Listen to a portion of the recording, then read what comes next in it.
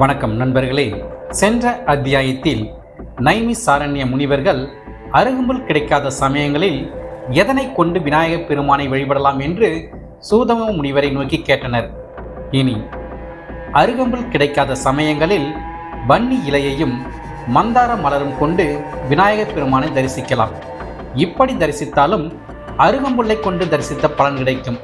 அது ஏன் என்றால், முன்னொரு முறை அதேயம் என்ற நகரமானது விதர்ப்ப நகரத்தில் இருந்தது.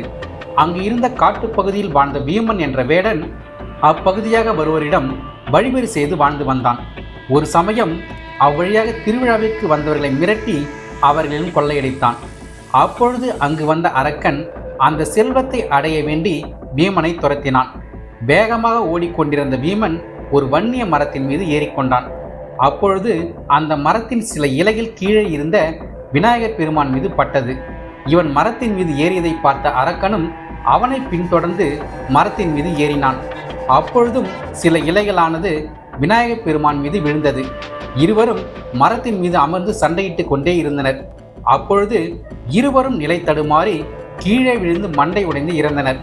மறுகணமே வானத்திலிருந்து புஷ்பக விமானம் வந்து இருவரையும் அழைத்து சென்றது. இதற்கு காரணம் தெரிந்தோ தெரியாமலோ இருவரும் வன்னி இலையை கொண்டு விநாயகப் பெருமானை பூஜித்ததால் அவருக்கு நல்கதியானது கிடைத்தது. இதேபோன்று மற்றொரு சம்பவமும் உண்டு. ஒருமுறை நான்முகன் வேள்வி ஒன்றை தொடங்கினார். அப்பொழுது சரஸ்வதி தேவியிடம் ஏற்பட்ட சிறு மனசாபத்தினால் அவரை விட்டுவிட்டு காயத்ரி தேவியை உடன் வைத்து கொண்டு யாகத்தை நடத்தினார். இதனால் கோபம் கொண்ட சரஸ்வதி தேவி அந்த யாகத்தில் கலந்து கொண்ட அத்தனை தேவர்களையும் பிரளய நீராகும்படி சாபமிட்டார். இதனால் பயந்து போன பிரம்மன் இந்த சாபம் நீங்க சிவனை நினைத்து தியானித்தார். அப்பொழுது தோன்றிய சிவபெருமான், நீ விநாயகப் பெருமானை வணங்காமல் யாகத்தை நடத்தியதால் ஏற்பட்ட விபரீதம், அதனால் நீ அவரை வழிபடு, எல்லாம் சரியாகிவிடும் என்றார். அவருடைய ஆலோசனைப்படி பிரம்மனும் விநாயகப் பெருமானை துதித்தார். ஆனால் விநாயகப் பெருமான் அவர் முன் தோன்றவே இல்லை. இதனால் மனம் கலங்கிய பிரம்மன் ஒரு நிமிடம் என்ன செய்வதென்று தெரியாமல் விழித்துக் கொண்டிருந்தார். அப்பொழுது ஒரு அசரறி ஒலித்தது, பிரம்மனே, வன்னி இலையால் விநாயகரை அர்ச்சனை செய் என்று. அவரும் வன்னி இலையை கொண்டு விநாயகப் பெருமானுக்கு அர்ச்சனை செய்தார். என்ன ஒரு ஆச்சரியம்!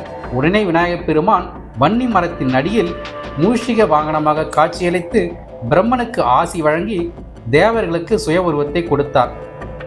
தேவர்கள் அனைவரும் அவரை தரிசனம் தந்த அதே வடிவத்தை சிலையாக செய்து ஏரம்ப கணபதி என்று பெயரிட்டு மந்தார மரத்தின் அடியில் வைத்து பிரதிஷ்டை செய்தனர். இவ்வாறாக வன்னி இலையையும் மந்தார மலரும் விநாயகர் வழிபாட்டில் இடம்பிடித்த வரலாற்றை கூறி முடித்து வன்னி இலையின் மகத்துவத்தை விளக்க மேலும் ஒரு சரித்திரத்தை கூற ஆரம்பித்தார். அது என்ன என்பதனை அடுத்த அத்தியாயத்தில் அறிவோம்.